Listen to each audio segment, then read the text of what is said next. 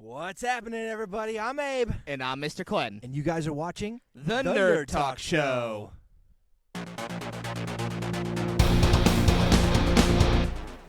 In today's episode, we're going to be talking all about Spider-Man Brand New Day. Oh. Guys, we had an absolute blast with this movie, and we are super excited to talk about it. We're going to start the show off with a spoiler-free section, so everything we say from here until we give you the big spoiler warning will be completely spoiler-free. All right, let's just get in some thoughts. This was an awesome movie, man. Yeah. This was so much fun. I mean, from everything they did, like stuff that we knew that was already being done, talked about in interviews and everything. Some of the shots, dude. Oh, just gorgeous. This might be one of the most gorgeously shot Spider-Man films ever.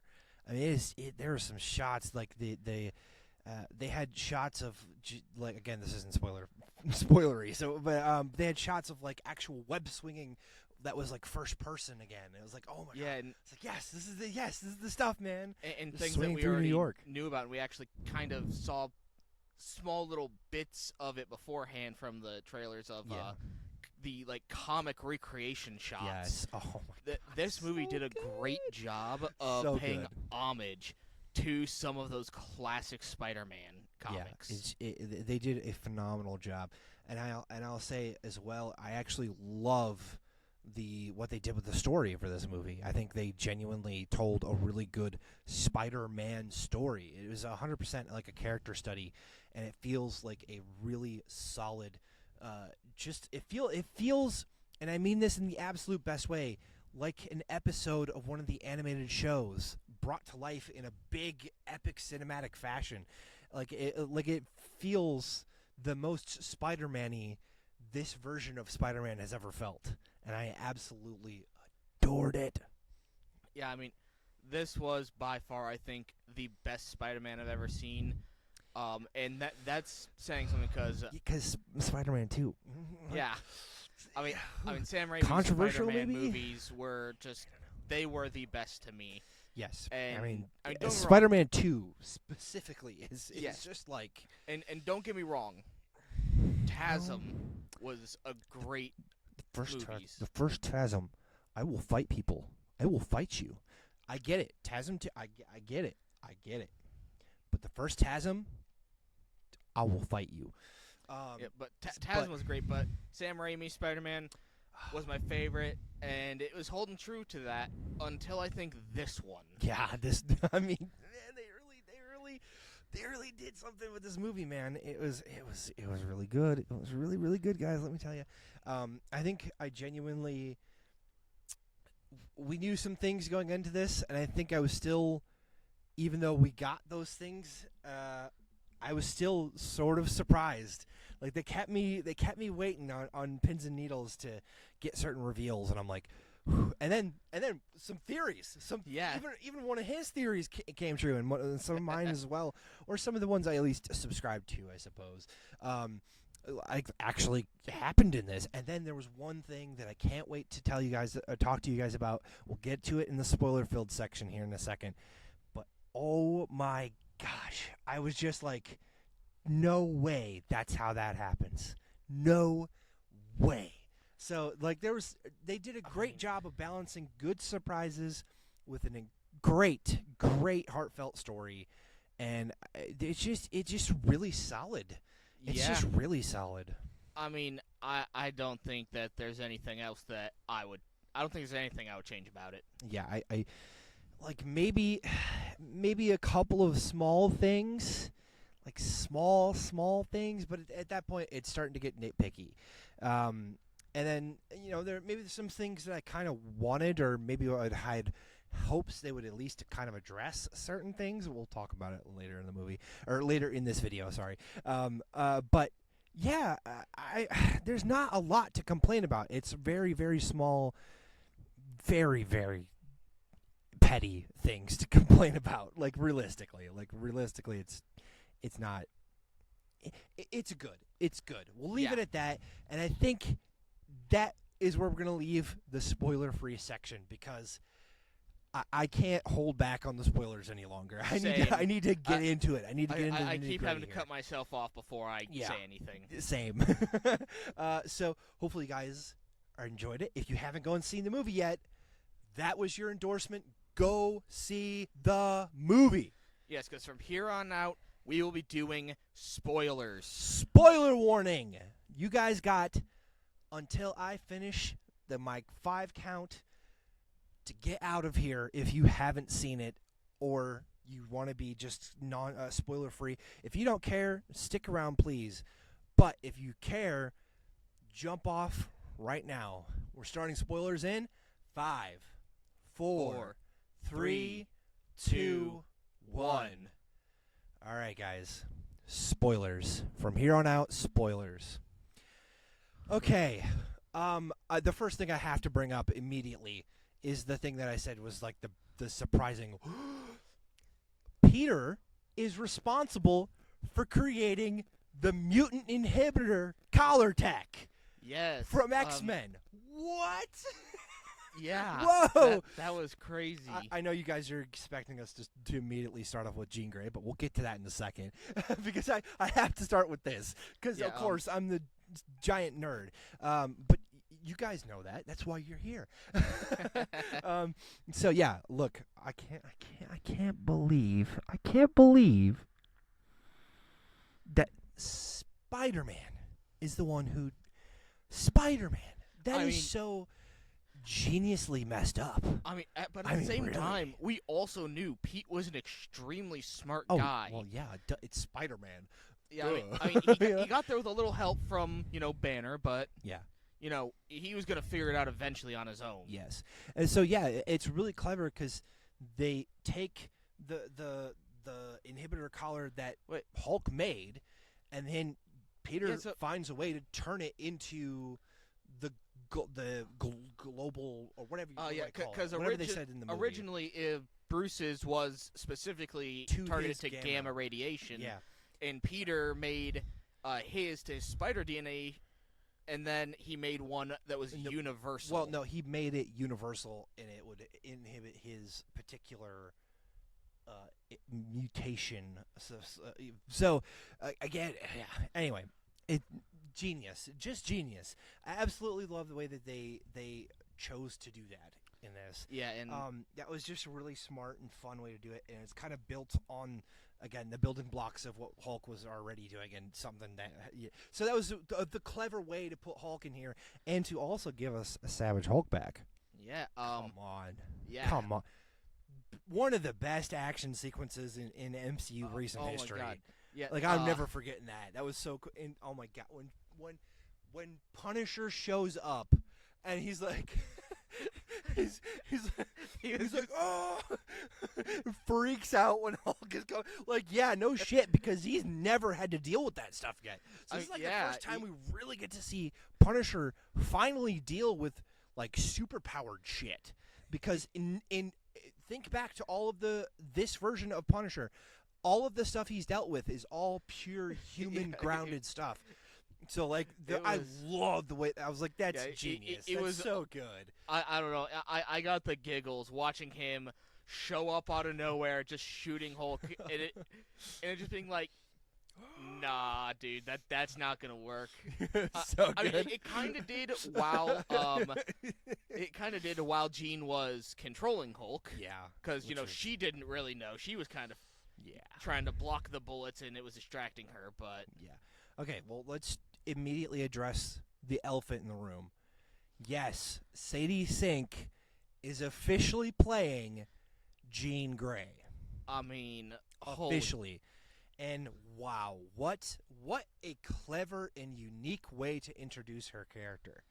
They used bits and pieces of familiar lore and stuff from the comics to give her an origin that is definitely different, because again, she was she's young in this, but not like super young. She's maybe like 20ish, that area, like early 20s, but like early teenage years, like right after manifesting her powers, through puberty, so like 13, 14-ish, is usually in the comics when she goes to Xavier's school and like becomes a part of the first class. And like everything like that.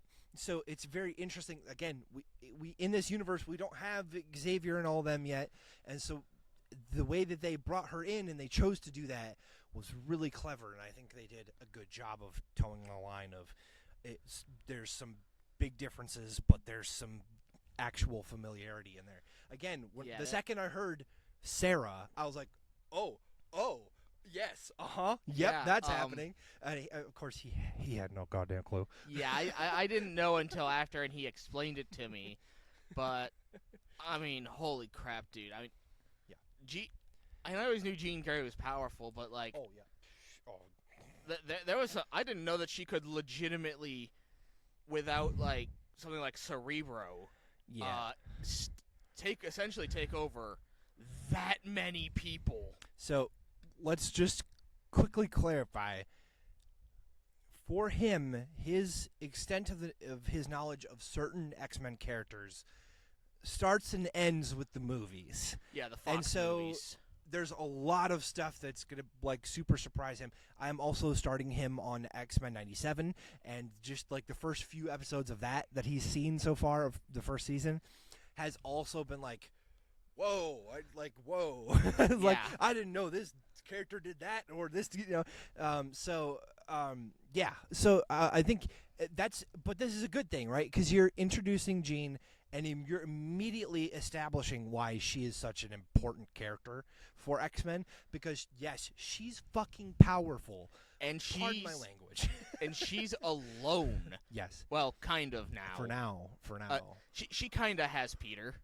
Well, okay, yeah, she absolutely does, and I mean that's the whole point of the story. But we'll come back. We'll circle back to that part. We'll get back to that part. But the point I think is that it's a great way to show exactly how powerful she is as a character.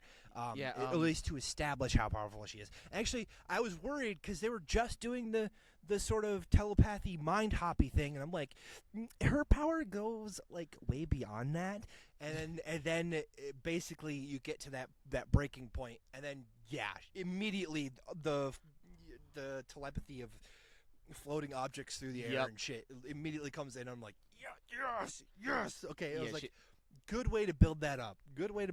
Actually, I think. Yeah, and I mean, holy crap, dude. I mean, even just the idea of being able to mind control the Hulk. That is already kind of crazy powerful mind powers. Yeah. Omega level mutant for a reason. Yep.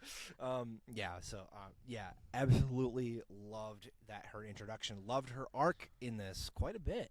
I really liked how they did it without, again, like I've stated before, with the changes they purposely made to make it fit into this version of the story of Marvel, and and another plot point that I really liked was Peter was slowly kind of in a way turning into Man-Spider. Yeah, which was really interesting, and I'm glad they didn't go the full length with it, because I'm not sure how that would have like felt or looked in live action. I think don't get me wrong, I'm not saying that it wouldn't have been kind of cool if they went for it and tried it. But I think I don't know. Yeah. Yeah, I think the place to see that is definitely in animation. Yes, which again you can, because the amazing '90s series. Which, I mean, if you're watching this and you for some reason haven't watched the '90s series, what are you doing? Go to Disney. We know you have it. Go to Disney. Go watch it, please. Yeah, I really liked, Peter kind of almost slowly losing himself to it and trying to figure out any way to stop that from happening. Yeah. And that, it was it was really interesting way. Again, because he's just pushing himself really hard into the role of Peter, or not Peter Parker, but Spider-Man, and kind of pushing Peter Parker out. Yeah, and it's interesting. It's like his whole struggle with the mutation is kind of reflective of what he's doing.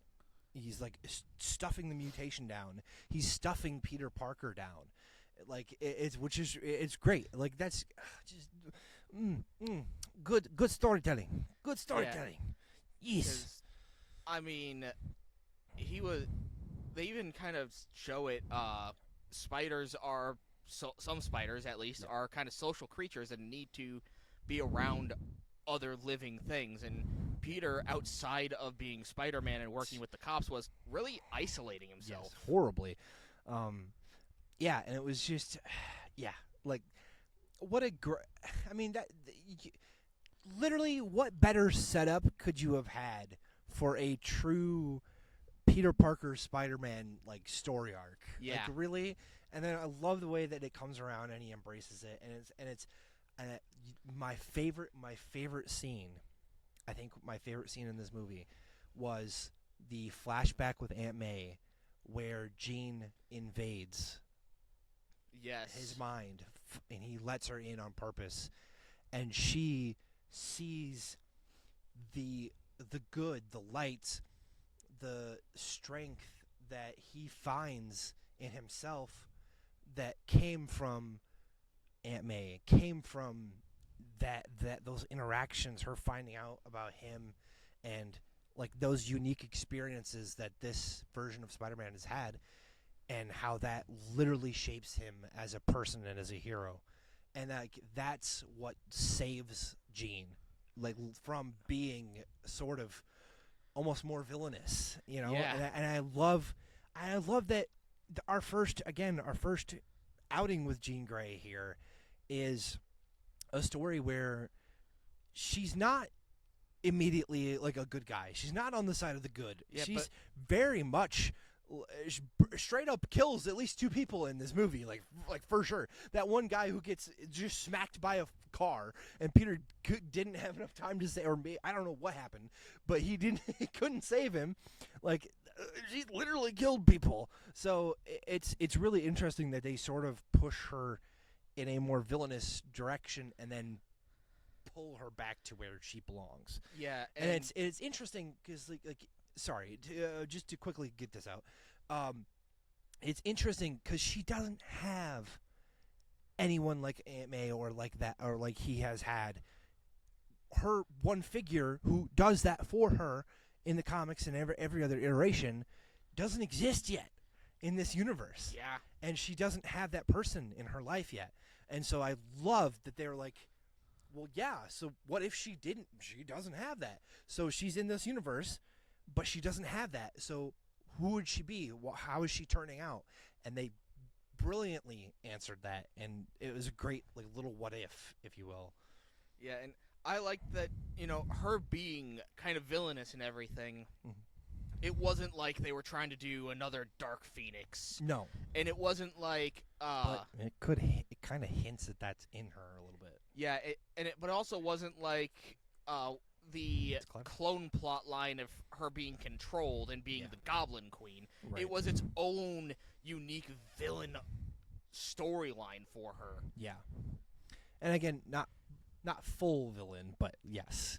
Yeah. But yeah. Anyway, again, brilliant. Just I think that whole story arc is brilliant in my opinion.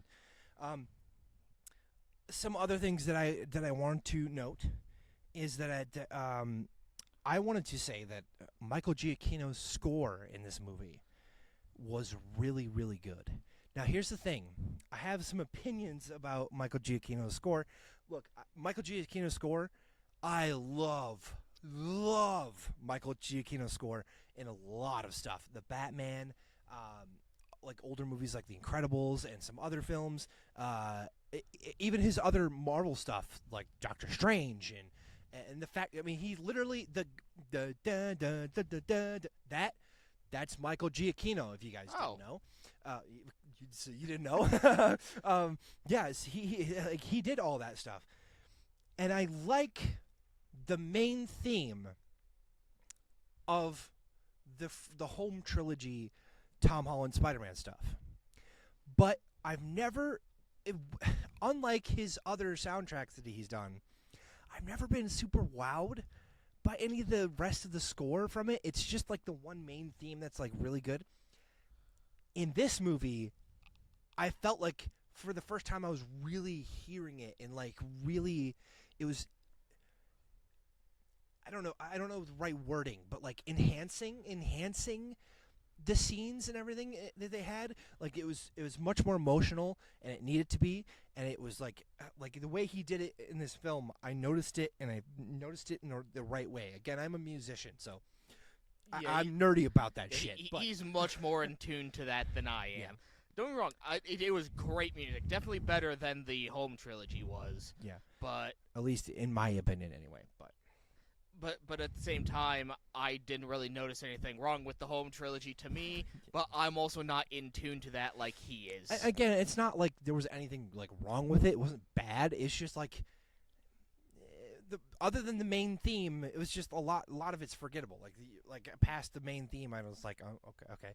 Like the rest of it's just it just serves it, but it doesn't really stick out. Whereas I feel like the other Spider-Man, like the Raimi trilogy, all of Danny Elfman's score was, I mean, come on. And even TASM has some really good score, man. Like you bash on those films all you goddamn want. That had some great Spider-Man heroic epic music score, man. It was so good. Anyway, and I just felt like Michael Giacchino stepped it up a little bit. Like it felt like it in this movie. I don't know. And maybe it's not, again, it's nitpicky stuff. But I wanted to bring it up. So, something I want to talk about also is the almost brotherly dynamic between like older brother, younger brother dynamic between Punisher and Spider-Man. Man, I feel like everybody that I've heard, that I've watched reviews and everything from so far, everybody brings this up because it works, man. It just absolutely works. I think it was one of the most fun dynamics they could have had for that, you know? Yeah. Like, it was really good. You want to know something? This might be a little controversial, but I think Spider-Man is better at keeping Frank grounded and out of trouble than Daredevil ever was in the show. Absolutely, because the thing is Daredevil is much closer on the spectrum to Punisher than he is on the spectrum to Spider-Man, because Spider-Man is a true, again, sort of paragon of hope, of good, of heroism, and Daredevil, Punisher, they're darker, they're much messier. They are, both of them are. It's a much different world for those two characters, and I think in a lot of times they have a lot more conflict with each other because they see so much of themselves in each other, and it's not always a good thing to them as characters because they're like, you see that and there's this conflict that builds, and it's a much, like, I still like that relationship, maybe arguably a little bit more because of it's just so good. It's so. Again, I will just immediately point to Born Again Season 1, the first time that we are reintroduced to Punisher. Watch that scene. Just go watch that scene. I remember being completely, my breath just being gone the entire scene. Like, just, you'd get a very, very, very different dynamic between Punisher and Spidey. But I also find it really good. Like, they did a really great job with it. Like, they really found a unique and really cool way to do that. And I like, and again, and also, like, surprisingly, it didn't have to drop a single F-bomb for me to still feel the same. Like, he felt like he just came from one last kill and was, like, immediately into this, and it works. Yeah. It works. Like, I was shocked. I was worried a little bit because if you've seen the Punisher stuff, it's really, really, really rated R. Oh yeah. It's but he steps right into the PG-13, and again, I think he has enough. He says shit enough. He's able to say shit enough that it's like he still feels like he's cussing. He still feels brash and just as bold as he does, in the rest of it. But also, they give him some really good moments that are like sort of natural comedy that was like sort of natural, unexpected comedy, but like in those situations are like, yeah, duh. Like again, like we said earlier, the Hulk situation. Like, Yeah, just like one of my favorite scenes. Part of it was actually in the trailers, was when Frank hits him with his van, yes. Oh my gosh. and he's like, it was "What even the better hell, in the Frank?" movie, by the way. Like the Yeah. little extra little bits of it too. And- It was so good. And then he pulls Quit the your whimpering. then he pulls the grenade launcher out, sticks it to the top of the van, and when he looks back at Frank just pulls out another one. That was so good. Oh, I Uh, loved their bickering too. It was perfect. Like the moments where they're like just like going at it. It's like Yeah. yes. I Like, also that's so good. Yeah, I also thought it was Oh. really funny when he's in Frank's hideout and he's like, "I need to go do this," and he's like, "Why can't you do it here?" Yeah. "Oh, you probably don't have this, this, and this." "Yeah, I have that." Yeah, he has Why? that. And then MJ's just like, Bombs. Yeah. That was so good. and Peter's just like, oh, of course. and of course it'd be MJ that immediately is just like, "It's bombs." Yeah, exactly. Because they're going to MIT. Duh. They're all really smart people. So that's fucking great. It's a great little detail. It's a great little detail, by the way. Yeah, I really love how they did all that. But speaking of Punisher, there's one thing I really wanted to bring up. This movie had a serious lack of recognition of the entire Daredevil storyline that we've had going on in Born Again. Yeah, Like an I could agree with that. entire, and it like just there was no other than the fact that Sheila is clearly mayor, which you've seen in the trailers. So this is old news. She's mayor, giving Spider-Man the key to the city.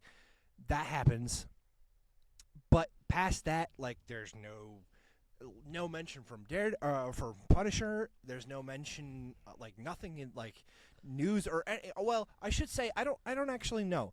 There could be some like Easter eggs that I missed. Yeah, I haven't actually watched any good Easter egg breakdowns or anything like that yet. But at least But- there was nothing openly said about anything about Daredevil or even Fisk. Yeah. Fisk was the Well, yeah, mayor. He was mayor in the whole anti-vigilante task force, and like also I don't know how long after in the timeline this movie is. Like True. I'm from when the Born Again events are happening, so I would really like to know more about that and figure that out. Yeah, I didn't even think about that. Yeah, because I think it could be like a year ahead or even 2 years ahead of Yeah. that storyline. But even so, there should have been like some kind of, because there's a 4-year gap between No Way Home and this movie. So yeah, so I'm like nothing. But you know what? I will say this. I didn't need Daredevil or Fisk or any of that stuff in here to still just absolutely have a great time, because they still told a good story. Oh yeah. Period. They still told a great story. But it would have been kind of cool to have some kind of nods. Yeah, at least one mention.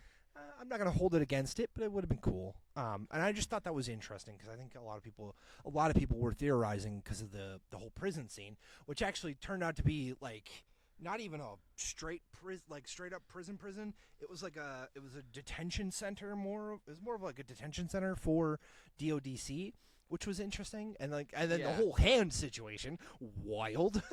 Yeah, because they're not even really the hand in this, at least not truly. Yeah, so it's super interesting because Spider-Man at the beginning of the film, it does the big montage where he's fighting all the villains, and he takes down this small like sect of the Hand, and you find out that they don't have a leader, which again blows my certain theory that they had a leader, and that's why they showed up in this out of the water. And again, I was like Elektra, but that didn't pan out, and you guys know why. I think some of you will, but I won't spoil it for those who don't know.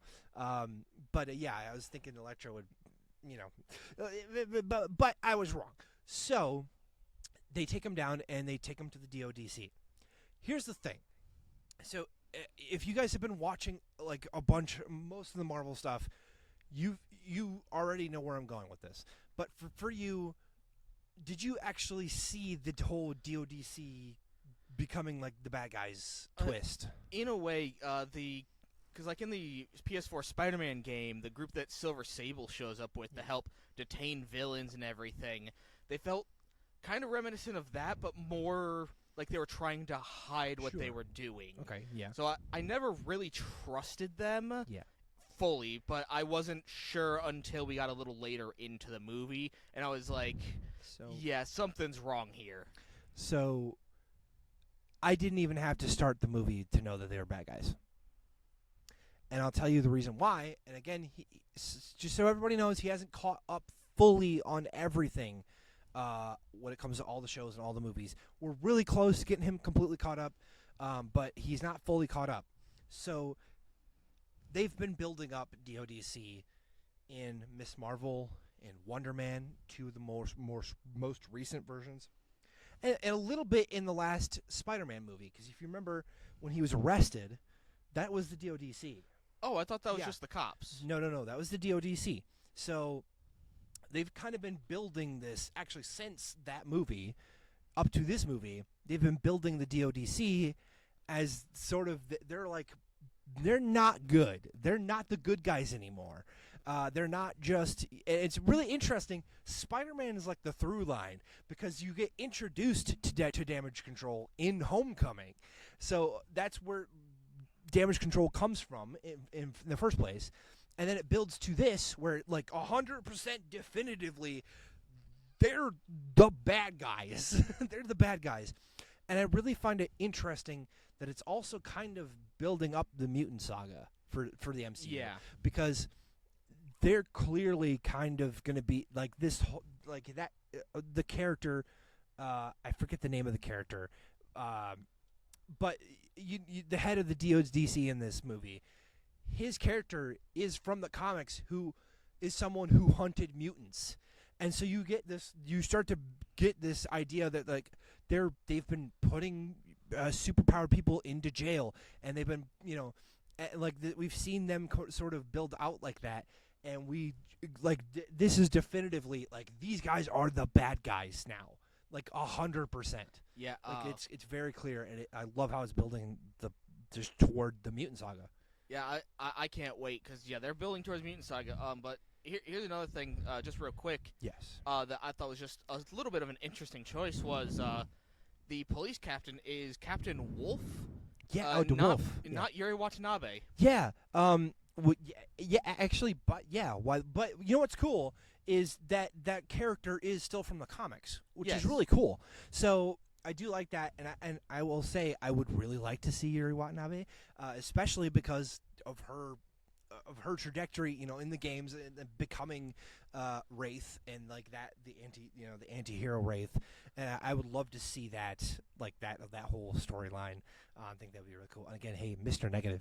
I know everybody talked about it in this movie. He's not in it, but future movie. Come on, we still haven't done him. Yeah, I know. Everyone thought he was going to be in this one. Let's do it.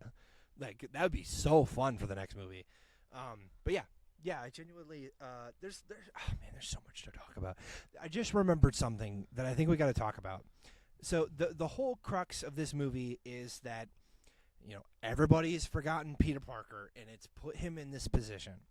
And so throughout the story, we get some important moments of either people sort of remembering things from from a little bit of Peter, or not remembering, and how they handled that in the story. They kind of teased that, MJ remembers somehow, and boom, and they kiss. No, it was Jean. It was Jean. Ooh, cold. Yeah. Cold, girl, cold.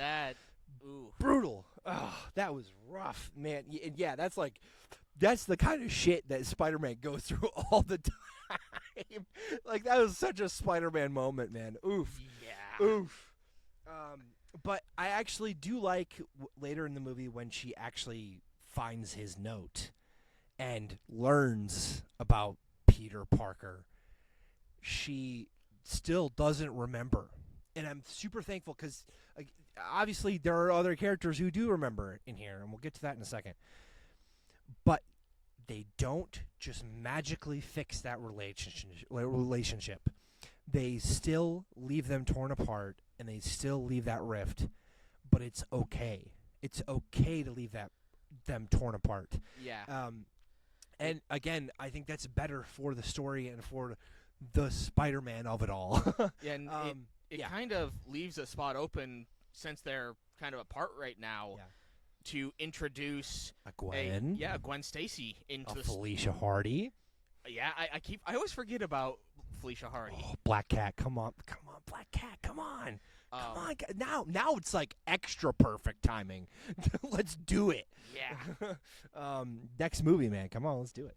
But yeah, another character. This is his theory. This was his theory. Yes. He was like, hey, from the comics, there was this time that, Yeah, in the comics, there was another time where Peter had to wipe everyone's memory that Peter Parker was Spider-Man, and nobody remembered at all. And then there is a part in one of those comics after that happened where he is fighting Hulk, and Hulk remembers who Peter is. He knows Peter Parker is Spider-Man, but Bruce Banner doesn't. And they didn't confirm it, but they very heavily they implied it. Yeah, they very heavily implied they that. really implied it. And it was cool. That was such a cool moment. Like he got through to it. It's like how else do you get through to me? He like in that moment it worked. Yeah. So the only other person who's been able to do that was Natasha Romanoff. Natasha. And Betty Ross. Oh, yep. Yes. I forgot about that. Again, everybody forgets about that 2008 movie, man. It's not as bad as you think. It's been a while since I've watched that. It's not like it's the best. It's not like the best MCU movie ever, but everybody shits on it way too hard. It's unreasonable. Thor: The Dark World exists. I mean, Thor: Love and Thunder exists. I mean, you have more right to shit on that than you do 2008 Incredible Hulk, because the Incredible Hulk movie was not that bad. Everybody way too hard on that movie. But again, so a few people, very few people, one handful, have gotten through to Hulk in the full rage form. So the fact that Peter, he literally said his name. It's Peter, and he, whoa, what? Yeah, like, come on. Especially, when he didn't have the context of, Bruce didn't know his Peter's name yet when that happened. I don't exactly. think. He still thought he was going under Ned Leeds because he gives that name to Bruce earlier in the movie. Yep. And so that was great. And then we'll get closer to the end of the movie here. And before we get into the juicy thing that I think everybody wants to talk about the most, I think, the very interesting and suspicious post-credit, before we get to that, one more person finally remembers. And I love the fact that in this movie, like the one person I genuinely think, does... I don't know if the word deserve is correct, but should kind of remember, I think, if we're going to pick somebody to just magically remember. Ned remembers. Right at the end, the big handshake, and he literally looks at him and says, Peter? He didn't say that name out loud. Yeah, and I just realized why that might have happened, why he might have been able to remember him. It was shown that he has Marvel Sparkle Circle. Yeah, it was shown in the previous movie that he has magic, the ability to use magic. Yeah. So he might have been able to break through. Yeah, it might have literally gotten through that's such a cool detail too, I think. And again, I think this is also important to talk about now because getting into the post-credit scene, I think, what's before we get to the post-credit, because it's still tied to it, I do really like the fact that Ned created the Spidey tracker, and the Spidey tracker, because this version of Ned, you guys know, is kind of based on Genki from the comics, who is Miles' guy in the chair and best friend, and so they share very similar characteristics and everything. And I love that he kind of creates the friendly neighborhood Spider-Man app, which is so cool. But again, it's obviously different because the Spidey tracker is meant as a tracking thing. But yeah, I just thought that was a really cool detail. And then speaking of the Spidey tracker, that is our post-credit scene. Yep. So we get to the post-credit scene, and it's tracking Spider-Man, new appearance, whatever, location unknown. Just keeps going, and it's zooming out and zooming out and zooming out, and it goes so far that it's off the planet and it starts glitching and showing the cosmos, and then all of a sudden, ping, location found. In the middle of space, in the middle of nowhere, in the middle of space. So I mean, we instantly that we just started. You're sitting next to a bunch of nerds when the first thing that they talk about after the movie is done is theories on what the hell just happened in the post-credit scene, and not about the actual movie itself. We were. By the way, our theater was packed, so we had a bunch of people on either side of us, and we were sitting there and we were like. We just immediately turned to each other and was like, wait, what could that be? Could that be could that be Battle World? Could that be it's not Venom, right? No, that wouldn't make sense because Venom's not Spider-Man, so he wouldn't show up as a Spider-Man. And it's like, what could that be? And so we were talking about that, and it was so funny because I'm pretty sure everybody else was just like looking at us like, what the fuck? And then walking away. Yeah. We were like, what could that be, huh? Yeah. Not talking about the movie itself. Everybody else was like, oh, yeah, I enjoyed that, or blah, blah. You just hear people in the background just talking about the movie and how they enjoyed it or whatever. And then we're just sitting there like, what could that be? What could that mean? Yeah. Nope. So, yeah, interesting, right? Yeah, so what is the theory that you subscribe to most? I think after watching some other people talk about it, I think I really like the idea that this is happening as the incursions are happening, like this post-credit scene here. And I think again because it just says Spider-Man will return, doesn't say Doomsday, doesn't say Secret Wars, it just says Spider-Man will return. And I think it's interesting because Spider-Man will return. Well, hey, there are multiple versions of these characters. We've seen them literally before. I really like the idea that Tobey Maguire's Spider-Man could be the one that's showing up, and it could be literally pointing to an Earth that is a part of an incursion. Again, we don't really know what the whole situation with all the incursions are. We kind of know in the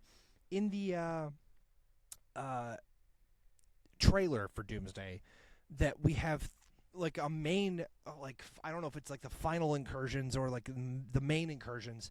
There's 3 Earths in the diagram in the back at the Avengers Tower, and I don't know if it's one of those 3 Earths or not because we're just thinking it's probably X-Men, Fantastic Four, and Avengers. Those are the Earths. So I don't know if it's any of those, but I really like the idea. A lot of people have been bringing it up that it could be Tobey Maguire's, and we could see him either in the start of Doomsday or towards the end of Doomsday. And I would really like to see how that pans out. Here's another theory. It is another Spider-Man theory, but very similar to how it actually happened in the other Secret Wars, the comics. It could be maybe Miles Morales from Spider-Verse. Don't you dare. Don't you dare give me hope. They might do what they did Don't you in dare. Secret Wars, the comic, Don't and you bring dare. Miles Morales into the main 616. And if it's the actual one too, and they they got I don't know if they actually had the voice actor who does them actually get into the gear and actually everything, that would be just so cool. That would be just so cool. That would be just man. Don't you dare give me hope like that, you bastard. Oh, that would be so cool. Who knows? Maybe maybe we'll get another special post-credit scene, at the end of Beyond the Spider-Verse. Who knows? I'm just saying. I don't know. Yeah, I like that theory. I think that was a good one too. But yeah, I think that's it. I think that brings us to the end of the movie. I think we did it. I think we covered everything that we wanted to talk about in this one. Yeah. So hey, guys, get in those comment sections. Join us. We're so happy to talk to you guys. You guys have been interacting with us, starting to interact with us more, and we want to hear more of your guys' thoughts. What are you feeling about the movie itself? Are there any theories for the post-credit scene? Do you guys have any things you want to share about your experience with going to the movies this weekend? It is, by the way, an absolute insane statistic that I wanted to bring up for you guys. Spider-Man, brand new day, has done something incredible. Thursday night, preview night, numbers. Opening night, $74.5 million. This is a box office record, crushing Avengers Endgame, who was the previous holder. That is so cool, guys. That is nuts. So this movie's going to make some money. I mean, money. That was just Thursday night? That was just Thursday night, and we're at Saturday, of course, now. And we still have no idea how much. Monday is going to be like the day to find out what opening weekend was globally. It's going to be getting huge. It's going to be huge. If we're almost at $100 million at the first goddamn night, holy crap. That is going to be a lot of money. But of course, it's Spider-Man. Yeah. So, any more interesting factoids, get in those comments. Join us below. And, hey, like, comment, subscribe. You guys know the drill. And hit that noti bell. And we will see you guys in our next episode of The Nerd Talk Show.